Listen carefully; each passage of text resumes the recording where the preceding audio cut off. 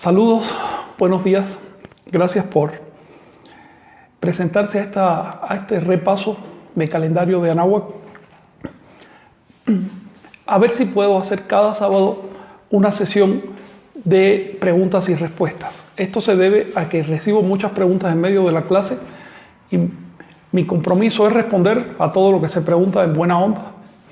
Pero no puedo estar interrumpiendo tanto las clases. Entonces me encuentro por un lado personas que no quieren que haya preguntas y por el otro lado personas que quieren de todas maneras que esté su pregunta en la clase. Ambas posiciones tienen razón, así que vamos a dedicar una sesión entera al asunto de las preguntas y las respuestas. Quiero decirle que a mí me agradan mucho las preguntas porque de pronto hay una nueva luz, hay una nueva perspectiva en el estudio. Cuando uno investiga las cosas de Anáhuac o lo que sea que uno investigue, luego suele haber vicio de información. Has repasado tantas veces la misma cosa que solo ves un canal, un cauce. En cambio, alguien que viene de fuera y no lo ha estudiado tanto puede que vea una cosa nueva. Y eso a veces es muy útil. Por eso a mí me gustan las preguntas. Y también para que ustedes participen en la clase. Porque en realidad estamos construyendo la información.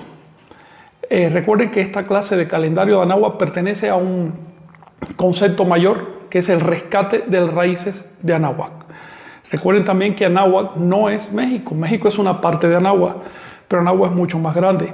Incluye, pues, por lo menos desde Nicaragua para arriba hasta los estados del sur de Estados Unidos y la zona del Caribe. Eso es Anáhuac desde el punto de vista histórico. Y la influencia de Anáhuac llegó mucho más allá.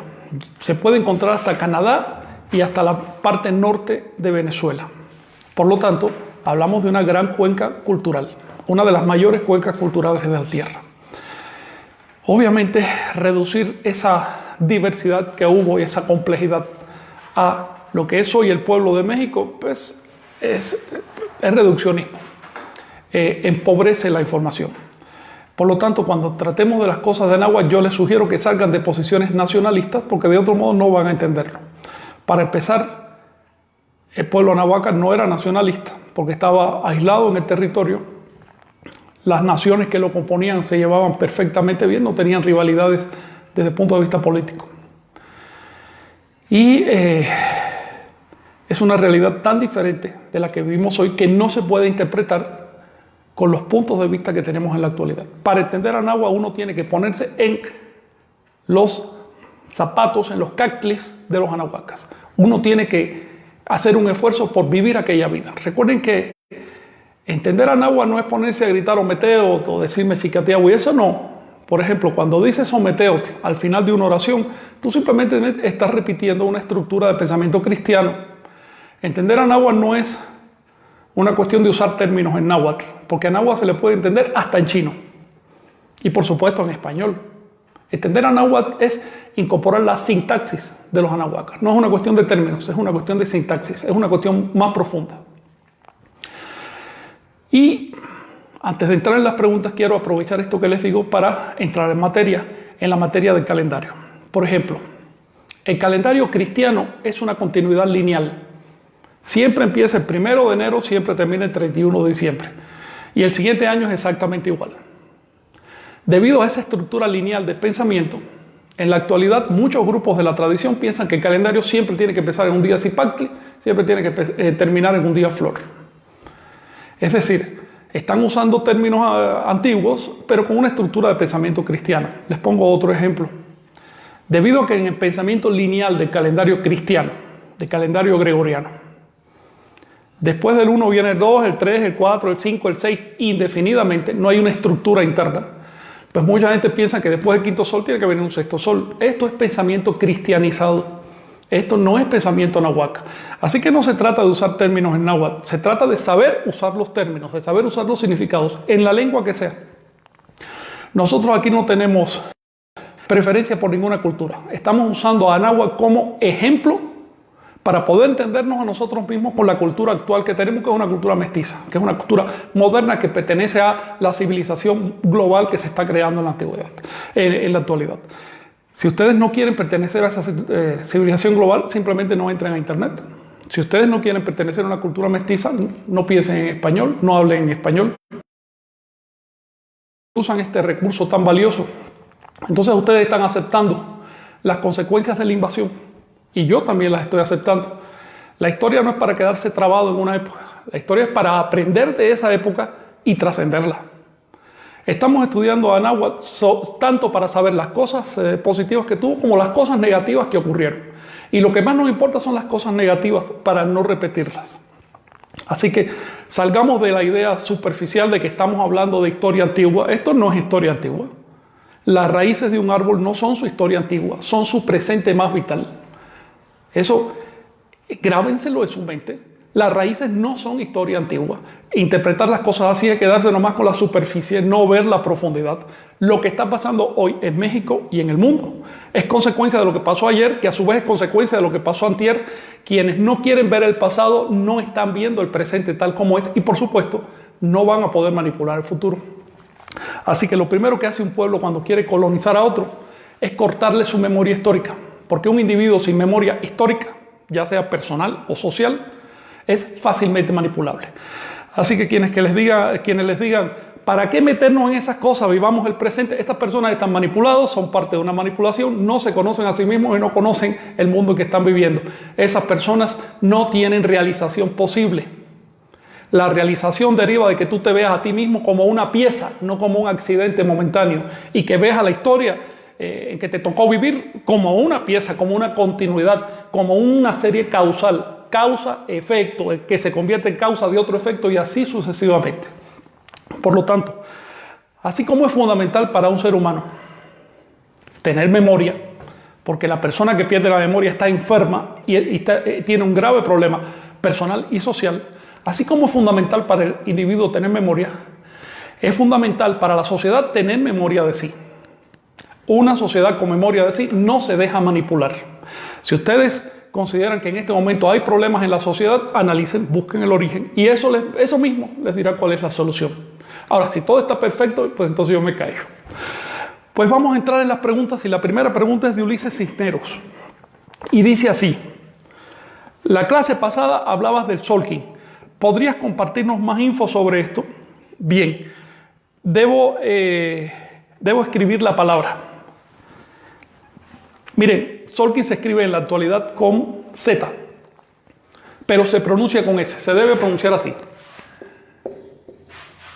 Tzolk'in es lo mismo que Tonalpohualli. Tzolk'in significa la cuenta de los días y Tonalpohualli significa la cuenta de los días calendáricos. Kin y tonal es lo mismo, un día calendárico. Al día físico se le dice en náhuatl Iluitl y en maya Calquín, que es un asunto que veremos aparte. Ahora, es exactamente lo mismo cuando hablo de Tonalpohualli, estoy hablando del Tzolk'in, cuando hablo del Tzolk'in, estoy hablando del Tonalpohualli. No se trata de dos calendarios diferentes o de dos mecanismos diferentes. Que Tzolk'in sea una palabra maya es porque los mayas pronuncian en maya. Le decimos Tonalpohualli porque los nahuas pronuncian en náhuatl. Si lo decimos en español, podríamos hablar de el año de la gestación humana o el año sagrado, como se suele decir. ¿Ven? Depende de la lengua, es la pronunciación, pero el mecanismo es exactamente el mismo y se llevaba de la misma manera. Por lo tanto, si un día del Tzolk'in se llama conejo, el equivalente de Tonalpohualli también se llama conejo. Claro, conejo en maya lo vas a pronunciar lamat y en náhuatl lo vas a pronunciar tostle. Por lo tanto, vamos a salirnos de cuestiones de lenguas, vamos a entrar en cuestiones de mecanismos. Quedarse trabado en cuestiones de lengua es lo que ha llevado a la academia a afirmar que había un montón de calendarios en Anáhuac. Es una posición tan primitiva que estremece pensar que sea la posición de los académicos. Porque dicen, bueno, si con una cosa tan obvia como un mecanismo se quedan trabados en la lengua, ¿qué pasará con el resto de las cuestiones? Con cuestiones sutiles como la filosofía o la espiritualidad de los anahuacas, ni hablar de temas más profundos como el nahualismo, ¿no? Entonces, lo primero para entender a náhuatl es aprender a abstraer, ir a la esencia y no quedarnos trabados en las apariencias, en las formas. Las formas pueden cambiar según la lengua, según la época, según el diseñador. A lo mejor un diseñador quiere pintarlo así, otro lo pintó de otra manera. Pero la esencia es el significado. Y ese significado es coherente. No estoy diciendo que sea el mismo, solo estoy diciendo que cada uno de los múltiples significados que había eran parte de una matriz coherente.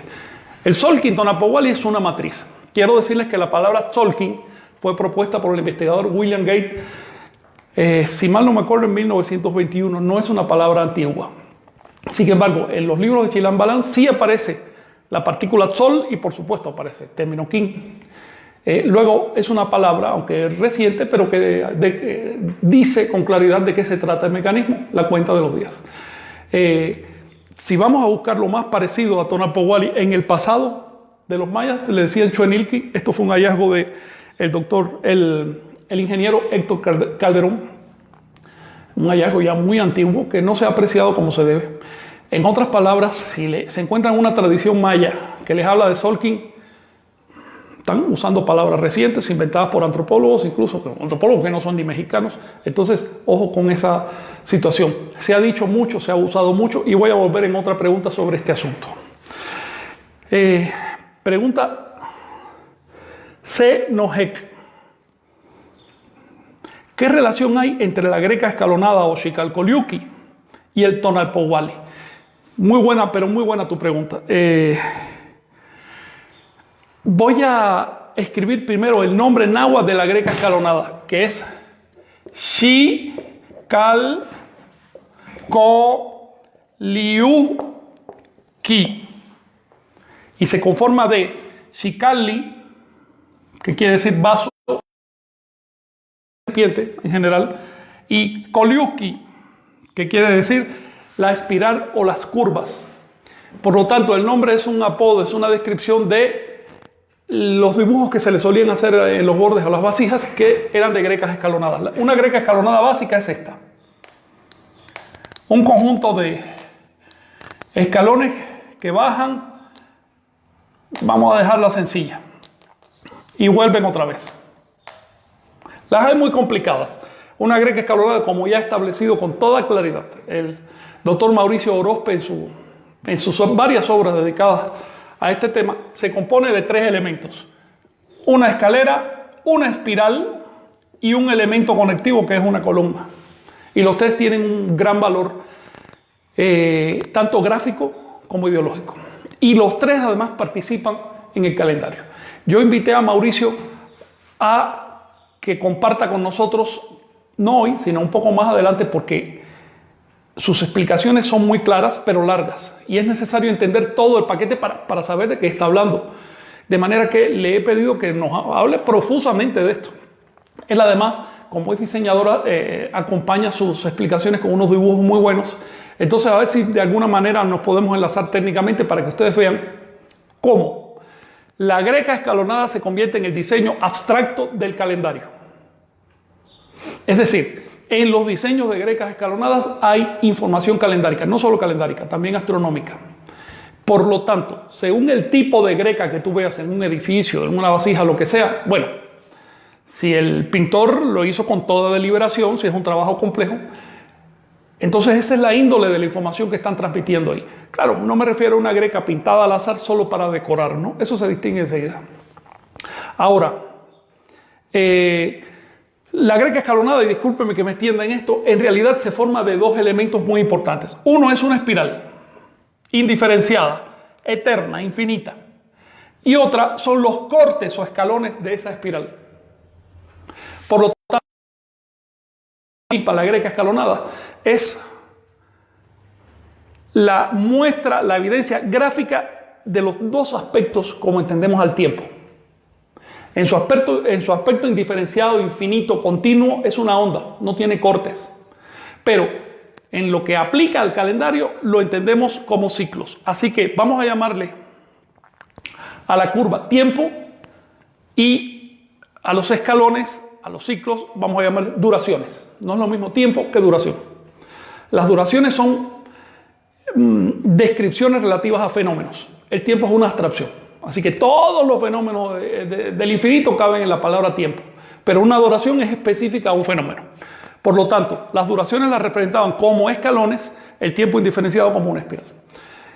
Esto tiene muchísimas más vertientes, pero muchísimas más lo voy a dejar ahí porque tendría que ponerme a hablar de diseño Vamos a ver si hacemos un cursillo sobre diseño Anahuac. Ahora, otra pregunta de Miguel Ángel Tlacatecolotl. En el texto El código oculto de la greca escalonada de Mauricio Orozpe propone el símbolo y la estructura de la greca escalonada como factor importante para entender el Prompt-Wally. ¿Qué opinión le merece? Bueno, ya te respondí parcialmente en la explicación anterior. La opinión sobre, no tanto sobre el texto, sino sobre todo el trabajo de Mauricio, yo creo que ya lleva 3 libros, es que es un aporte relevante a la comprensión del simbolismo Anahuac. Un aspecto importante de ese trabajo es el siguiente. Si tú quieres entender los diseños de grecas y otros que aparecen en los murales, las fachadas de Anahuac, tienes que entender bien el calendario. Si no entiendes bien el calendario y vas con ese modelo imperfecto a las grecas, te trabas, no encuentras las soluciones, no ves por qué los números. Ahora, si entiendes bien el calendario, es una lectura, es como leerse un libro. Entiendes cada elemento. Por lo tanto, lo fundamental para entender tanto las grecas como cualquier otro aspecto de la cultura anahuaca es entender el calendario. Tengan en cuenta que no se trataba, el calendario no era solo un elemento ocasional, sino era una presencia obsesiva en esa cultura. Yo no recuerdo ahora ninguna otra cultura de la Tierra donde, por ejemplo, en las fachadas de los edificios se dedicara la parte más importante a exponer una fecha. ¿Ves? O a exponer los elementos que conforman la fecha, simbólicos o numéricos. Yo no recuerdo ninguna otra cultura donde esto pasara. No recuerdo ninguna cultura donde en un simple vaso para beber chocolate se apuntara a una fecha que te enlaza con cantidades infinitas de tiempo. Tampoco recuerdo ninguna que tuviera tanto cuidado en relatar la fecha exacta con día y a veces con hora en que pasaron las cosas.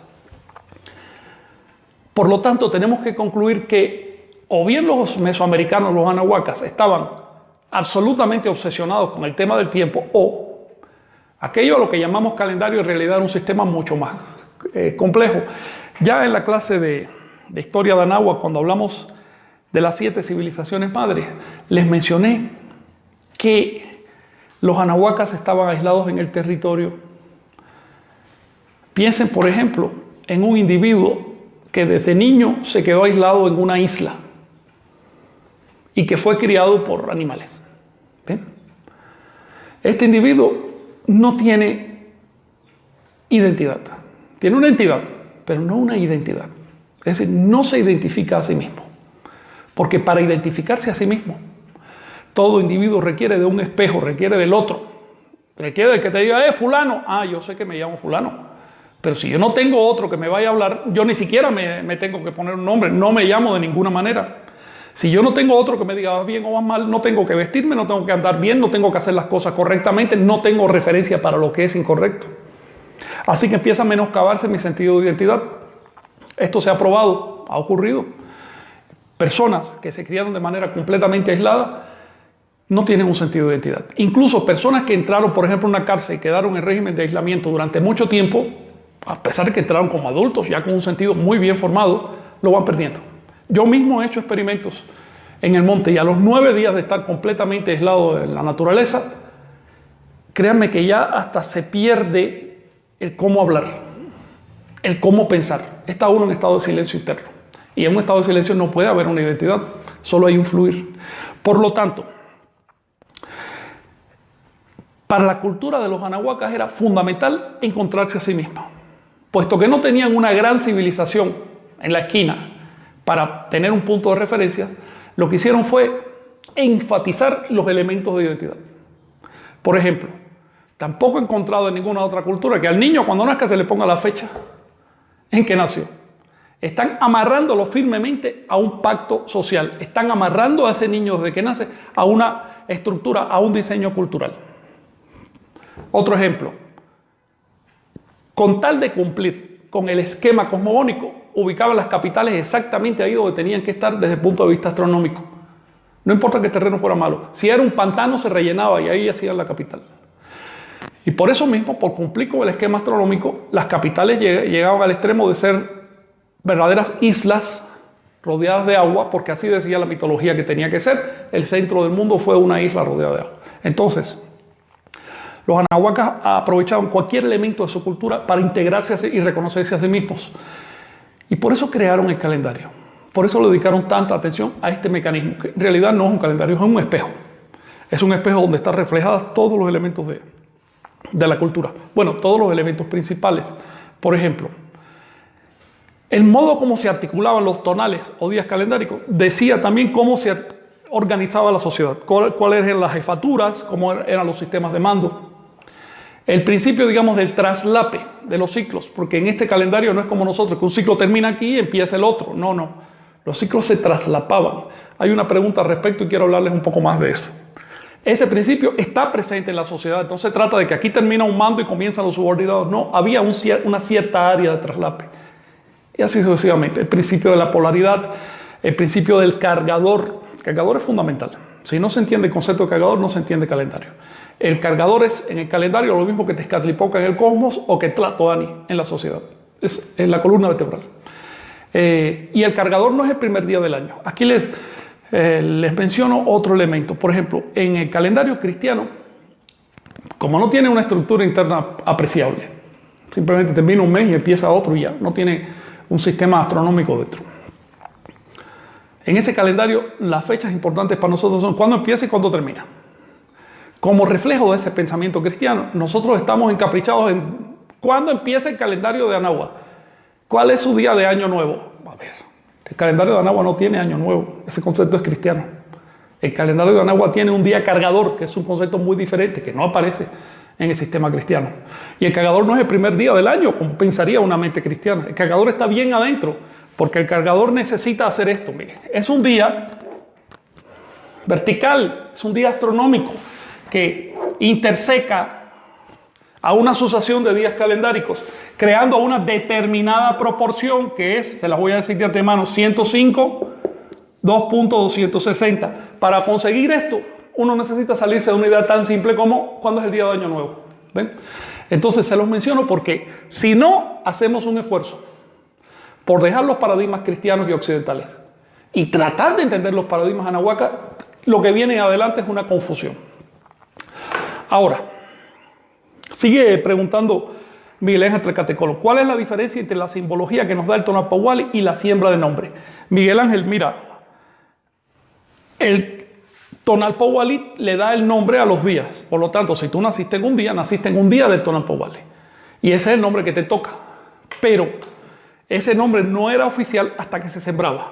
Por lo tanto, se supone que en el mismo día en que nació la persona, pero a veces 2 o 3 días después, los parientes convocaban a un sacerdote especializado y convocaban a vecinos también que fueran testigos y también convocaban a los niños del barrio. Pero los niños se quedaban fuera de la casa.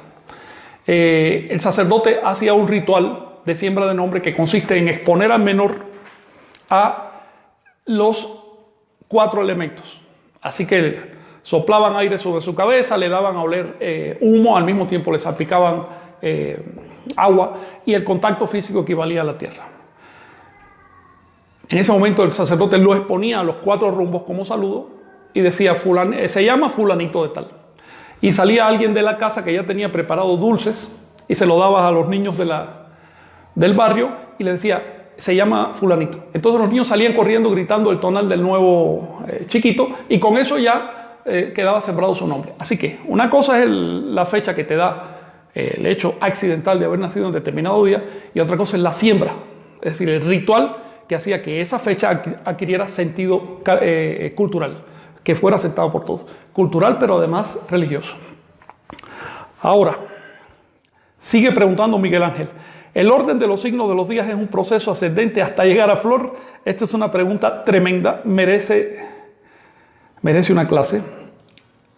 De hecho, en los 20 días del calendario hay un orden interno, hay un sentido, hay un porqué. Voy a dedicarle unos minutos a esto. Fíjense. El primer día, Cipactli, quiere decir el origen. Cipactli, el dragón, es un animal relacionado con la sexualidad. Por lo tanto, el primer día representa el acto sexual. Esta es una lectura, hay otras, porque todas coexisten. Hay una lectura que es de tipo teológica, hay una lectura que es de tipo energética, que es la que te estoy diciendo ahora. Hay otras lecturas, incluso astronómicas, Zipactli entonces representa la sexualidad. El siguiente día, Ejecatl, representa la concepción. Ejecatl es Igiot, el aliento. Y por lo tanto, el momento en que el acto sexual se convierte ya en el crecimiento de una criatura. La concepción, que no es inmediato. El tercer signo, Kali, es la casa, el vientre de la embarazada. Es el espacio interior donde se desarrolla la criatura. Lagartija representa el nacimiento y la toma de contacto con el mundo. Representa también los sentidos, porque la lagartija es un animalito muy vivaz. Y por otras razones también representa la toma de contacto con el mundo. Serpiente representa el crecimiento. De hecho, a los niñitos les decían las serpentitas, las serpientes. Representa el crecimiento y la adquisición de atributos. Y también los rituales asociados a ese crecimiento, que había un ritual, el ritual de niñitos negros, Tlilpiltonti, era a los 4 años, había otro ritual a los 12 o 13 años, después ya había un ritual de mayoría de edad a los 20 años. Esos rituales están representados por serpientes. Miquistli no representa la muerte física. Miquistli representa el momento en que la persona se casa. Porque para los anahuacas, no piensen en términos extraños. No hay que casarse, ya me jodí. No, para nada. Para los anahuacas, casarse era involucrarse en el proceso de la reproducción. La gente se casaba para tener hijos. En esa época eso era muy importante. Por lo tanto, en el momento que ya te casas y preñas a tu pareja o concibes con tu pareja, en ese momento ya no eres tú. En ese momento es el que viene. Y aquí sigue la generación. Sin embargo, tú permaneces vivo y tienes todavía una historia que desarrollar. El siguiente signo es venado. Venado representa las relaciones de pareja y el trabajo. Es decir, la vida del adulto, la vida socialmente responsable. Sobre todo el trabajo. Después viene Tosti, que representa la pluralidad de los hijos. El momento en que los hijos alcanzan la mayoría de edad. En ese momento se suponía que la persona se retiraba de sus funciones laborales. Después viene Atl, que en este tipo de interpretación representa las enfermedades y la vejez. Y por último viene el perro, Xolotl, que es el guardián del inframundo. Izcuintli se llama aquí, pero en teología se llama Xolotl, que es el guardián del inframundo, el que recibe al cadáver. Y después, para no hacértelo largo, viene una serie de signos que terminan en flor, que representan el paso, vamos a decir, del alma, pero no en el sentido cristiano, por los 9 planos del inframundo hasta llegar a la eclosión final. En otras palabras, la respuesta es sí, definitivamente sí. Los signos tenían una secuencia y esa secuencia terminaba en flor. Flor significa realización. Ahora, otra pregunta de Miguel Ángel, que no la entiendo muy bien, pero la voy a leer tal cual. Dice, por cada era solar cambian los años solares. Supongo que te refieres a las grandes eras de cargadores. Pero sobre esto voy a hablar un poquito más adelante porque también me han preguntado, así que voy a subordinar esta pregunta adentro de un momento. Luis G. pregunta, en las fuentes, ¿cuál es la fecha más antigua documentada? Luis, los números más antiguos documentados son anteriores al 2000 a.C. y aparecen esgrafiados en las piedras. Son bien antiguos. Los números formando ciclos, ya hay números formando ciclos hace unos 6.000 años en Anáhuac. Pero eso todavía no podemos decir que sea fecha. Bien. La fecha como tal, más antigua que se ha descubierto, la descubrió una investigadora en la costa del Pacífico y por Acapulco, de hecho. Y la leyó por primera vez así como fecha. Dijo, esto debe ser una fecha. Un investigador llamado Eguiluz, Pedro de Eguiluz. Bueno, esta fecha pertenece a una piedra que los científicos calculan que fue esgrafiada, es decir, labrada, hacia el 2000 a.C. Como te dije, está en Acapulco, se llama la piedra del mono. Es muy compleja, porque aparece no solo, a ver si puedo dibujarles al mono. Aparece un mono así más o menos, haciendo así con el brazo, como que saludando, algo así.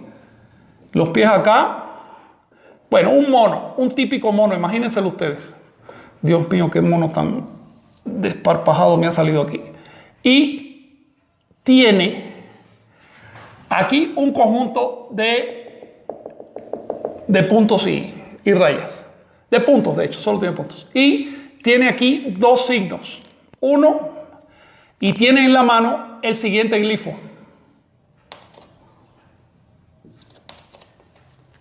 Que representa el concepto de Xihuitl o año.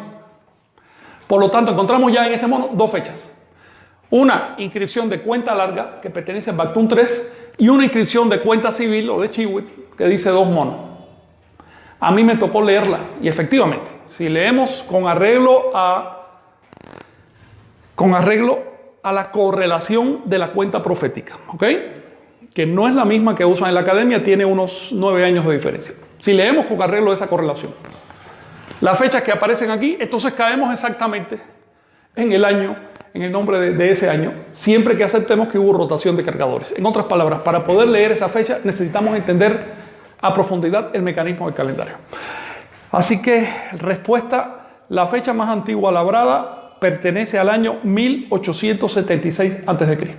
Después de eso hay fechas ya dibujadas de los siglos 9 y 8 a.C., hay relieves entre los zapotecas con fechas de los siglos del 700 en adelante y hay relieves olmecas como desde el 300 a.C. En otras palabras, hay un conjunto bastante ya abundante de fechas antes de la era cristiana. ¿Que cuándo habrá empezado ese calendario? Bueno, si ya existía la correlación de la cuenta larga con la cuenta civil en el 1876 a.C., yo me imagino, yo le tengo que dar al calendario por lo menos 500 años más. Porque es que es un mecanismo complejo, no puedo creer que se haya hecho de un día para otro. De hecho, la investigación la hicieron muy rápido algunos sabios, pero su implementación social, eso demora. Esto es un tema que trataremos más adelante. Otra pregunta de Héctor Morningstar. Dice, hace 8 días fue el paso solar cenital. Sería genial saber más al respecto. Héctor, para responder tu inquietud, y coincido contigo en que es genial conocer esto, es necesario hacer un dibujo. Quiero decirles que cuando yo terminé, bueno, estudié muy poco, la verdad, en la escuela. Y cuando salí de la escuela no tenía ni idea, no ya del paso cenital, sino de nada. Estas cosas yo las vine a aprender por la necesidad de entender a náhuatl. No me quedó más remedio que estudiar astronomía. Y ahí comprendí que en realidad es muy sencillo. Todo depende de lo siguiente. Aquí tenemos el Sol. Este es el eje de rotación del Sol. Aquí tenemos el plano de la traslación de los planetas alrededor del Sol. Todos los planetas se agrupan en un plano, no están así por donde quiera en el espacio, todos están en el mismo plano. ¿Por qué? Porque fue un producto de una masa que se formó también el Sol y que tenía forma de lenteja, ahí se formaron los planetas. Ahora bien, vamos a poner la Tierra. El eje de rotación de la Tierra no es perpendicular al plano de su traslación, sino que tiene una inclinación. Esta inclinación es de 23,5 grados, para simplificarles, en la actualidad. Cambia ligeramente, puede llegar hasta 22 grados, hasta 24, con el tiempo. Ahora bien, si ese eje está inclinado, obviamente el ecuador también está inclinado en la misma medida, el ecuador de la Tierra. Por lo tanto, tenemos una franja determinada por los rayos solares, por el paralelismo de los rayos solares, una franja de 23,5 grados al norte y 23,5 grados al sur, donde se puede ver el Sol sobre nuestras cabezas. Pero un pueblo que viva al norte o al sur de esa franja, que es la franja tropical, no puede ver el Sol sobre su cabeza. Digamos un pueblo que viva al norte, como digamos España. Los españoles viven un poco arriba de la franja tropical. Es imposible que vean al Sol algún día sobre su cabeza, porque para eso tendría que voltearse por completo la Tierra. Solo se puede ver el fenómeno del paso cenital del Sol hasta el trópico de Cáncer y el trópico de Capricornio. Por eso, los antiguos pueblos del viejo mundo, las antiguas civilizaciones de allá, a pesar de su tremendo adelanto en astronomía, no usaron el paso cenital del Sol como punto de referencia. En cambio, los pueblos de América sí se fundaron justamente en las zonas de paso cenital. Y el paso cenital del Sol es algo tan fácil de medir, tan exacto y tan vistoso, que por supuesto tenían que usarlo de punto de referencia. Si quieres saber cuánto mide un año, tú no necesitas miles de años de investigación astronómica. Tú clavas un palito, lo mides con una piedra amarrada a una cuerda, para que veas que está bien vertical, clavas ese palito ahí, mides por dónde está la sombra en cuanto nace el sol. Mides cuando el sol llega más arriba por donde quedó la sombra. Y esperas hasta que vuelva a estar exactamente ahí. Los paleolíticos ya sabían exactamente cuánto mide el año. Es asunto de observar. Lo que no sabían era cómo convertir esa duración en un ciclo de uso popular. Es decir, cómo convertirlo en un calendario. Así que los pasos cenitales del sol nos dan mucha información calendárica. Los antiguos americanos lo medían así. Bueno, por lo menos en Anáhuac, no sé si en otras partes de América, pero en Anáhuac hacían unas cuevas cenitales, eran de esta manera, eran como unos iglúes, o se aprovechaban también subterráneos, con una chimenea bastante larga. Bien, esa chimenea, y aquí abajo ponían, por cierto, un espejo. Esto permitía que el sol se reflejara en este objeto únicamente cuando está en la perpendicular. También había otras maneras de hacerlo. Por ejemplo, si tú mueves la chimenea en 1 grado, por supuesto el sol se va a reflejar 1 grado más abajo de latitud, o 1 grado más arriba. En otras palabras, servía como una especie de telescopio sin lente para determinar la altura de los astros sobre el ecuador. Esto lo vamos a ver con más calma cuando estudiemos arqueoastronomía y astronomía de Anáhuac. No sé si he respondido por completo tu pregunta. Me dices, si te entiendo bien, ¿por qué se forma el paso cenital? Se forma por esto, porque el sol lo podemos ver sobre nuestras cabezas en la latitud tropical. ¿Qué importancia tenía para el calendario? Que el sol pasa, digamos, a la altura de esta ciudad de Tenochtitlan 2 veces en el año. Si nos vamos al Ecuador, pasa 2 veces, que son los equinoccios. Si nos vamos al trópico de Cáncer, pasa 1 vez en el solsticio. Pero en Tenochtitlan pasa 2 veces de ida y vuelta. La primera vez que pasaba, marcaba, ese día que pasaba, le daba nombre al año. Es el día cargador. Y la segunda vez que pasaba, marcaba una amplitud determinada. Esa proporción era importante para el manejo del calendario. Lo vamos a ver con más calma en próximas lecciones. Isaac Ledesma pregunta, ¿cómo se empata el año platónico con el calendario de Anáhuac? Esta es una pregunta impresionante. Mire, el año platónico es... Bueno, ya les dije que el eje de la Tierra está inclinado, bien, con respecto al eje del Sol y con respecto al plano de traslación de la Tierra. Pero no siempre está inclinado en esta dirección, sino que a su vez hace una rotación. Es como un trompo. Un trompo no solo rota sobre sí mismo, sino que también tiene un eje, está tumbadito. Y ese eje también rota, pero mucho más lentamente. Así que por cada, ¿qué será? 1 millar de rotaciones que hace el trompo, el eje hace una sola. En el caso de la Tierra, este eje va rotando hasta hacer un círculo completo cada 26.000 años. Eso se llama año platónico. Si lo miden con el pensamiento duodecimal de la astrología, les va a dar una duración de 25.600 años, quizás 25.920 años. Aquí voy. Si lo miden con otro tipo de pensamiento, les va a dar 25.600. Si lo miden astronómicamente, lo que dice la ciencia es esto. Ese ciclo mide entre 25.950 y 26.040 años. Más o menos es lo que coincide. No tiene una duración exacta en años. Es demasiado amplio para medirlo en años. Es una espiral. ¿Ves? A medida que se complete ese ciclo con respecto a las estrellas también ya se movieron. En otras palabras, no puedes medirlo con precisión de un año. Los anáhuacas lo medían con su sistema vigesimal, y en el sistema vigesimal de escritura el número 26.000 es perfecto, es muy fácil de escribir. ¿Bien? Entonces, este ciclo de 26.000 años se dividía, y después vamos a estudiar por qué, se organizaba más bien en segmentos internos, en duraciones internas de 5.200 años. 5 de esos bloques se llamaban soles. A su vez, cada sol se organizaba en 5 paquetes internos de fuegos nuevos. Un paquete de fuegos nuevos son 20 atados de 52 años.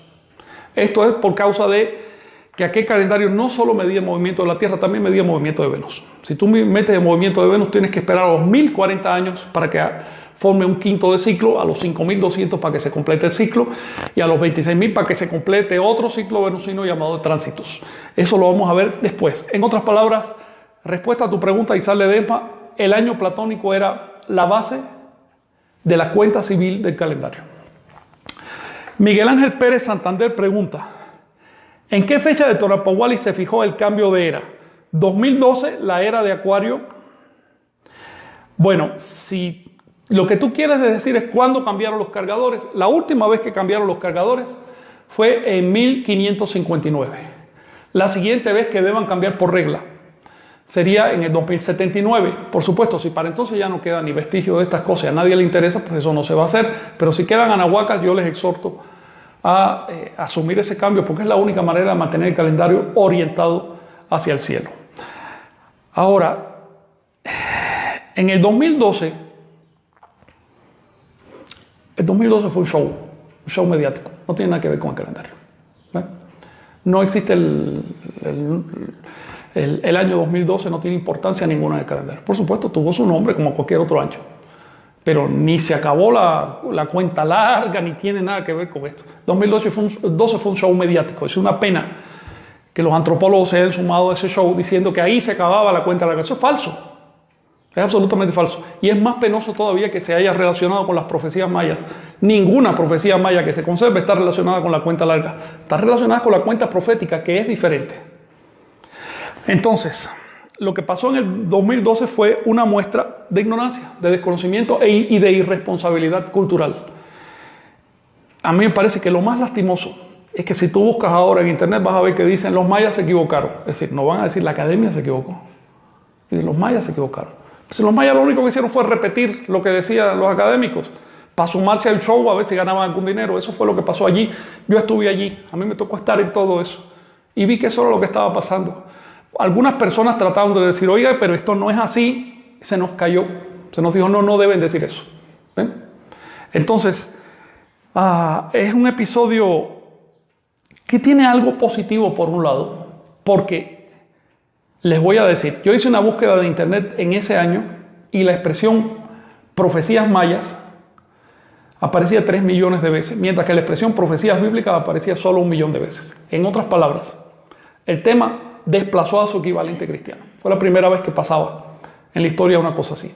Y hubo mucha atención sobre los mayas. Es una pena que esa atención no se revirtiera sobre todo el anáhuac y también que esa atención no se convirtiera en acciones concretas para ayudar a ese pueblo o para ayudar a la cultura o para redescubrir la historia. No, fue simplemente un show que aprovecharon los políticos y lo aprovecharon muy bien. Y los comerciantes, obviamente. También hubo un montón de gurús hasta de la India opinando de mayas. Un gurú, que no voy ni a mencionar su nombre, colocando a los mayas en el lago Titicaca, porque ni siquiera tuvo el interés de ver un mapa donde quedaba México. Vergonzoso. En el 2012 no pasó nada. La verdadera fecha de cierre de los 13 Bactunes pasó desapercibida. Yo creo que menos de 3 personas se dieron cuenta de eso. La siguiente fecha en importancia, que es más o menos en estas épocas, también está pasando desapercibida. Si ustedes persisten en este curso, vamos a trabajarlo, porque yo quiero que lleguen a la conclusión por ustedes mismos. No que Fran me dijo que la fecha tal termina el ciclo. No, que ustedes mismos lleguen a ese entendimiento. Ahora bien, pregunta Teresita Gutiérrez, ¿cómo se detecta un cambio de calendario? Teresita, se detecta de una manera muy sencilla. Cuando los arqueólogos hacen excavaciones arqueológicas, descubren un montón de estelas, fachadas y objetos que tienen fechas inscritas. Si nos fijamos en esas fechas, vamos a ver que tienen paquetes de cargadores. Se los voy a escribir acá. Vamos a usar la nomenclatura académica convencional. Después nosotros vamos a aprender una nomenclatura más avanzada que es calendárica y que por supuesto no se maneja en la academia. Según esta nomenclatura tenemos, digamos, un periodo preclásico anterior al nacimiento de Jesús o quizás del siglo II después de Jesús para atrás. Después tenemos un periodo clásico. Piña-Chan propone dividirlo y decir, la parte de abajo fue clásica, después vino el epiclásico. Y es una propuesta muy válida. Muy válida. Y después tenemos un periodo llamado postclásico. Vamos a poner, digamos, siglo II después de Cristo para abajo. Desde el siglo II después de Cristo vamos a poner el siglo VII después de Cristo. Siglo XI y de ahí hasta la época de la colonia, que fue el siglo XVI. Si encontramos una pieza del posclásico, va a tener 4 cargadores. Es decir, 4 signos que le dan nombre al año. El primero va a ser casa. El segundo va a ser conejo. El tercero va a ser caña. Y el cuarto signo, ustedes saben, va a ser pedernal. Cali, Toxtli, Acatl, Tecpatl. Pero, si esa pieza se fecha un poco antes, se fecha en el epiclásico, entonces aparecen otros signos. Aparecen los signos de viento, Ecatl, Mazatl, venado, Malinali, que es hierba torcida, y Olin, o movimiento. ¿Bien? Si nos vamos al clásico y vemos las estelas vemos que los años se llamaban diferentes. Ahí los años tenían los nombres de Zipactli, Miquistli, Osomatl y Cosca Cuautli. ¿Ok? Si nos vamos a ese saco amorfo de la historia al que los académicos llaman preclásico, nombre que no significa gran cosa, pero bueno, si nos vamos de ahí para atrás, encontramos otros conjuntos. Por ejemplo, el inmediato anterior va a ser el formado por Xochitl, serpiente, perro, a ver cómo me sale, con perro siempre tengo problemas, perro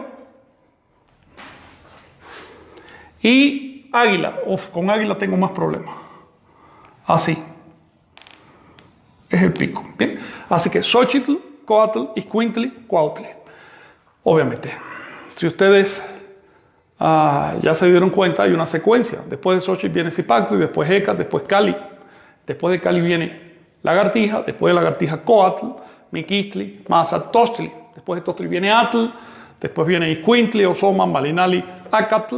Después de Acatl viene Ocelot, después viene Cuautli, Cojacuautli, Olin, Tecpatl, después viene Quiahuitl o lluvia y finalmente Xochitl y así sucesivamente. En otras palabras, si nos vamos por ahí para atrás, vamos a encontrar todos los signos como cargadores de los años ordenados por paquetes históricos. Esto no es casual, esto es un mecanismo. Es un mecanismo que vamos a estudiar más adelante de orientación astronómica. Es el mecanismo que garantiza que el calendario se mantenga orientado a la astronomía, a los astros. Ese mecanismo le da al calendario una exactitud de más de 8.000 años, pero lo vamos a ver después y vamos a abundar un poco más en las fuentes. Pregunta Ducto Lozano: ¿en qué códice podría estudiar esa cruz de cargadores? No, en los códices no, a menos que hagas comparación entre los códices posclásicos tempranos, bueno, los códices posclásicos de la época mexica y los últimos, que son mayas. Los mayas sí alcanzaron a hacer ese cambio, pero los mexicas y los demás pueblos ya no. Ten en cuenta que los únicos que quedaron libres durante largo tiempo fueron los mayas. Entonces, esos códices mayas y mexicas sí te permiten constatar que hubo cambio de cargadores, pero para los demás cambios necesitas irte directamente a las piezas de piedra, a los murales y eso. Ahora, Rosita Buchó. Daniela Palacio primero pregunta: ¿los mayas actuales también cuentan los días Nemontemis aparte? A ver, los mayas actuales cuentan los días Nemontemis de corrido. Pero si sigue habiendo influencia de los grupos mexicas, neomexicas, entre los mayas van a empezar a contarlo mal, porque de eso se trata. Si no tienes escuelas que te expliquen cómo funcionaba el calendario, la presión de un abuelito, de un charlatán, que pasa mucho. Por ejemplo, ahí tienes a un señor como Argüelles, con toda la pena, porque lo intentó al principio, pero le gustó más lo de la reencarnación y considerarse el heredero de Pacal, empezó a charlatanear. No tenía la menor comprensión del calendario y lo que hizo fue distorsionar la comprensión de la gente. Entonces, en este momento todavía los mayas y los quichés y otros pueblos de México cuentan los días Nemontemi, que le llaman Guayeb, los cuentan de corrido. Tal como hacían los mexicas, los neomexicas, hasta la década de 1990. Pero desde entonces empieza a imponerse una visión muchísimo más simple, más cristianizada, por supuesto, de que si no me da la cuenta, pues doy un salto y lo cuento aparte. Eso es pensamiento cristianizado. Eso es no quererse involucrar en el sistema de ciclos, por supuesto. Si cada vez que no me da la cuenta, yo ese pedacito lo dejo, lo estiro, lo acorto, lo cuento aparte, si hago disparates descomponiendo el calendario en fracciones, entonces no hay ciclos. Entonces hay acomodamiento inmediato de las cosas. Los ciclos se forman justamente de poder asimilar esas fracciones en una unidad y poder asimilar las unidades en bloques superiores. Eso lo vamos a ver después con más calma. Rosita, en internet ponen diferentes fechas, no se ponen de acuerdo. ¿Cuál es la fecha correcta? Rosita Bucho. La fecha correcta es la que dicen las fuentes de Anáhuac. Las fuentes de Anáhuac son bastante exhaustivas. No hay duda ninguna sobre cuál es la fecha correcta. Pero no se trata de que te lo diga Fran, se trata de que tú misma llegues a esa conclusión. Así que vamos a seguir estudiando. ¿Por qué hay diferentes fechas en internet? Bueno, a ver, sí, nos ponemos de acuerdo en la ortografía del español porque fuimos a una escuela y estudiamos español durante años. Pero, ¿dónde hay una escuela de calendárica? ¿Cuántos años estudia calendario una persona antes de ponerse a hablar por internet? En la antigüedad, para darle el título de tonalpauque a un estudioso, a un estudiante, tenía que pasar 20 años en un calmecac aprendiendo cosas. Tenía que aprender bien la astronomía hasta donde se sabía en esa época. Tenía que aprenderse simbolismo de una serie de cosas. Hoy cualquiera se pone a hablar de calendario. Cuando te den una fecha diferente a la que yo te voy a decir, les pides, por favor, demuéstramelo en las fuentes de Anáhuac. Dime, ¿en qué fuente mexica se menciona ese mecanismo? No me vengas con la historia de que los mexicas se equivocaron, porque es muy cómodo echarle la culpa de nuestras incapacidades a los antiguos. Eso se estila demasiado. Te lo voy a decir desde ahora, los antiguos no se equivocaron. Cuando venga un abuelito de tradición que te diga es que los mexicas se equivocaron en su fecha, puedes estar segura de que no te está diciendo la verdad. Omar Ángeles, ¿en qué horario se cambiaba el nombre del día de medianoche o a mediodía? Por ejemplo, 1 caña para pasar a 2 jaguar. Omar, esto era un sistema de traslapes. No era tan simple como el que usamos hoy. Les repito que para entender este sistema tenemos que hablar el pensamiento cristianizado. No queda más remedio. Por lo tanto, para nosotros un día empieza aquí y termina aquí. A esto le llamamos día. El pensamiento anáhuac era un sistema de traslapes. Luego, tenían un punto en el medio donde empezaba este ciclo. ¿Ven? Los ciclos se traslapaban. Se traslapaban así y de otra forma, pero eso lo veremos ya en la clase. Esto, comenzado a la medianoche y por supuesto terminado a la medianoche, se llamaba tonal. Y esto, comenzado al mediodía y terminado al mediodía, se llamaba el ciclo del ave preciosa. Xiutótot, se lo voy a poner. Xiutótot. Así que vamos a encontrar que la mayoría de las fuentes dicen el tonal, el día empezaba a la medianoche. Pero también vamos a encontrar 2 fuentes que dicen no, el día empezaba a mediodía. Y si tienes el cuidado de leer no la traducción al español, sino la parte náhuatl, vas a ver que ahí se dice con claridad. El tonal empezaba a la medianoche y el xiutótot empezaba al mediodía. Es un sistema de traslape. Imagínate los ladrillos de un muro. Era así. De modo que los ciclos no terminaban de forma secante, sino que tenían un periodo de convivencia. Esto lo vamos a estudiar con más claridad cuando aprendamos cómo le daban horas al día. Ahora, Alberto León Olivera. ¿Existe forma de armar un nuevo calendario sin correlación, solo con la observación de los astros? Sí, por supuesto, Alberto. Puedes armar todos los calendarios que quieras. La historia va a seguir y se van a armar muchísimos más calendarios astronómicos. El movimiento del cielo no tiene ciclos en sí. Los ciclos están en nuestra mente. Somos nosotros los que decimos, voy a medir esto desde aquí hasta acá y a eso le voy a llamar un ciclo. Pero el cielo se mueve. Por lo tanto, podemos cortarlo como nos dé la gana. Si tú tienes un pensamiento decimal, lo puedes cortar, digamos, en 10 bloques. Si tienes un pensamiento duodecimal, como la cultura occidental, para la astronomía, lo cortamos en 12 bloques. Si tienes un pensamiento nahuaca, lo cortas en 18 por 20, cosas así, ¿no? Luego, podemos armar los calendarios que queramos. Ahora bien, calendario de Anáhuac es el que quedó en las fuentes históricas de Anáhuac. Si vamos a hablar del calendario de México antiguo, es el calendario de México antiguo. Quiero decirte que de todos los calendarios de la Tierra que yo he estudiado, y creo que he estudiado todos los importantes, el único que tiene una perfección astronómica considerable es el de Anáhuac. Podemos decirle perfecto casi. Por lo tanto, si haces una medición astronómica del cielo suficientemente avanzada, lo más probable es que caigas en el calendario de Nahuatl. Ya para eso más vale estudiar las fuentes históricas y pues mantener ese calendario vale la pena. Jóvenes, con esto nos quedamos.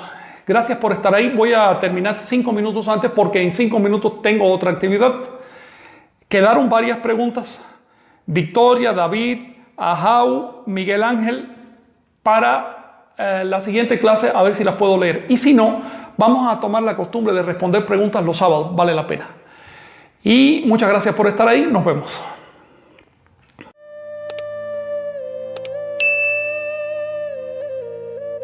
Suscríbete y activa la campanita para recibir las notificaciones. Así no te perderás ningún video.